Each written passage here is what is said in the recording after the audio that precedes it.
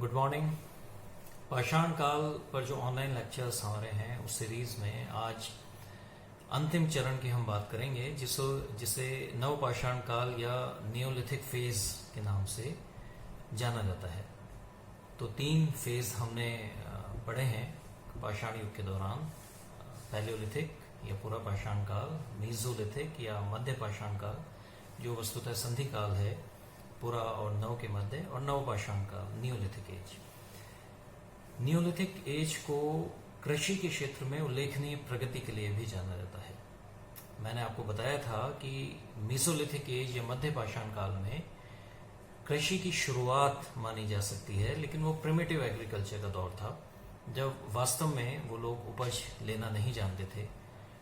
They were experimenting with the crops. उन्हें पता था कि जो जंगली घास हैं, सीरियल्स हैं, ये उनके लिए स्टेपल फूड का काम करते हैं, और यदि किसी विधि से इनसे उपज ली जाए, साल दर साल इनको उगाया जा सके, संग्रह किया जा सके, तो शायद जो घुमंतु जीवन है उससे निजात पाई जा सकती है। लेकिन वे कंक्लूसिव रूप से एग्रीकल्चर के दौर में प्रविष्ट नहीं हो पाए थे।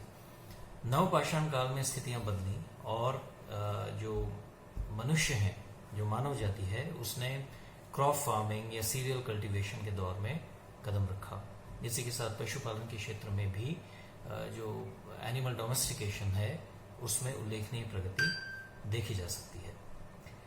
अब यदि हम तिथियों की बात करें नव पाषाण काल के लिए, तो जैसे मध्य पाषाण काल है, नव पाषाण काल के लिए भी तिथियां ज्योग्राफिकल वेरिएशन पर डिपेंड करती हैं। अगर अलग अलग जो भौगोलिक क्षेत्र हैं वहाँ इस काल के लिए अलग अलग तिथियां दी गई हैं।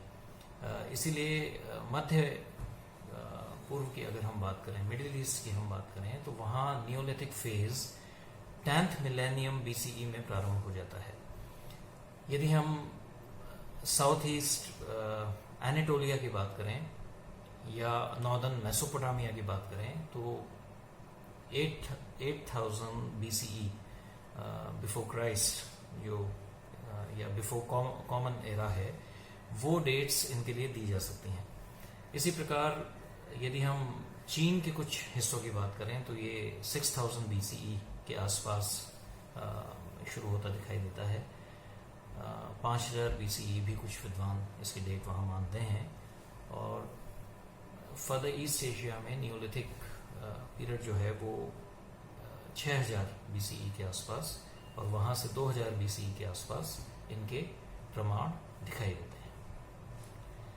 अब यदि नियोलिथिक एज की मुख्य साइट्स की बात करें, जिस पर कभी कभी सवाल आ जाते हैं, तो तुर्की में हम इसकी कुछ प्रमुख पुरास्थल पाते हैं, जिनमें गोबैकली टेपे। इज़राइल के अंदर इसके कुछ प्रमुख पुरास्थल पाए जाते हैं। फार हाहोरेश उनमें से प्रमुख हैं। गिलगिल जॉर्डन वैली में, जॉर्डन वैली के अतिरिक्त लेबनान में बिब्लोस, एनाटोलिया बेसिन निश्चित तौर पे, इजिप्ट में फायाम, एलुवियल प्लेन्स हैं सुमेर के अंदर, या सुमेर के आगे यदि हम कहें अल्बानिया, कोजो, मेहरगढ़ बलूचिस्तान में, कर्नाटक और तमिलनाडु रीजन्स में भी जो भारत के हैं वहाँ इनकी साइट्स मिली हैं। एबॉट्सवे इंग्लैंड के अंदर, बर्सी फ्रांस के अंदर, ये कुछ प्रमुख साइट्स हैं जहाँ से नियोलिथिक एज के प्रमाण मिले हैं। बहुत सारी साइट्स हैं पूरे विश्व के अंदर आपको फैली हुई दिखेगी, और यहाँ तक कि सर्बिया तक इसकी साइट्स हमें प्राप्त होती हैं। बुल्गारिया, सर्बिया, बेल्जियम, यूरोप के अंदर तमाम जो देश हैं, जर्मनी, वहाँ इनकी साइट्स हमें मिलती हैं। अब नियोलिथिक पीरियड या फेज के प्रारंभ होने के पीछे क्या प्रमुख कारण रहे होंगे, तो सबसे जो विशिष्ट बात है वो है क्लाइमेटिक चेंज। पूरे विश्व में, पूरे ग्लोब में इस समय जो क्लाइमेटिक चेंजेस हुए हैं उन्होंने कृषि के क्षेत्र में प्रगति को आधार प्रदान किया है। आइस एज इस समय खत्म हो रही है और धरती धीरे धीरे गर्म जलवायु के दौर में प्रविष्ट हुई। कहा जा सकता है आज से लगभग 14,000-15,000 साल पहले।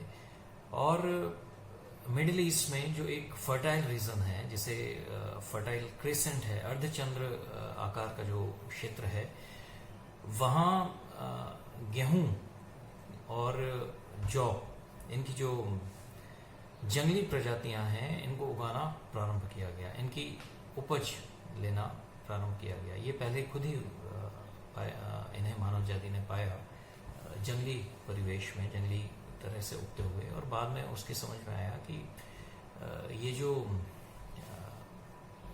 अन्न है, इन अन्न को स्टेबल फूड के रूप में काम में लिया जा सकता है, और यही वस्तुतः शुरुआत है कृषि के क्षेत्र की। इसीलिए माना भी जाता है कि टाइग्रिस और यूफ्रेट्स जो रिवर वैलीज हैं, वहाँ सबसे पहले कृषक हुए जिन्होंने इन दोनों प्रजातियों को उगाने का काम शुरू किया। इसके अतिरिक्त उन्होंने भेड़ और बकरियों का पालन करना शुरू किया, जो पशुपालन की शुरुआत है। जो इनके अतिरिक्त अन्न हैं, जैसे लैंटिल्स हैं, चिकपीस हैं, पीस हैं, फ्लैक्स है, पशुओं में भेड़ों और बकरियों के अतिरिक्त कैटल है, जो मवेशी हैं, और सूअर हैं, इनका पालन करना शुरू किया गया। धीरे धीरे लिस्ट बढ़ती गई और भी चीज़ें इसमें जुड़ती गई।